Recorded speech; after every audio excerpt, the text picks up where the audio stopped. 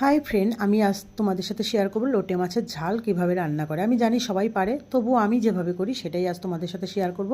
আগের ভিডিওতে আমি লোটে মাছের ঝুরি করার দেখিয়েছিলাম, আজকে করব ঝাল। তো এর জন্য আমি কড়াইতে সর্ষের তেল গরম করে তাতে দিয়ে দিয়েছিলাম কালো জিরে, কাঁচা লঙ্কা কুচি ফোড়ন, আর দিয়েছিলাম পেঁয়াজ কুচি, গ্রেট করা আদা রসুন দিয়েছিলাম, আর দিয়েছিলাম বড় সাইজের একটা টমেটো কুচি, আর দিয়েছিলাম গুঁড়ো মশলা, হলুদ গুঁড়ো, স্বাদ মতো নুন, হাফ টিস্পুন জিরের গুঁড়ো, হাফ টিস্পুন ধনের গুঁড়ো, কাশ্মীরি রেড চিলির পাউডার কালারের জন্য।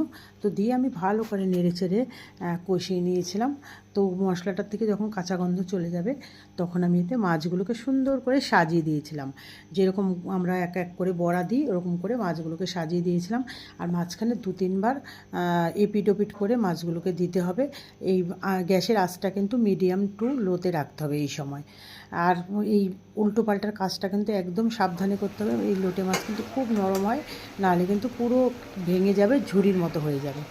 তো দেখো, আর তোমরা যদি মনে করো একটু তোমরা দিতে পারো হালকা মতো চিনি, তো আমি আজকে এখানে দিইনি চিনি। তো আমি এইভাবেই করেছি। আর তোমরা এই রান্নাটা যদি ধনে পাতা তোমাদের কাছে থাকে অবশ্যই দেবে, ধনে পাতা দিলে কিন্তু টেস্টটা বেশি বেড়ে যায়।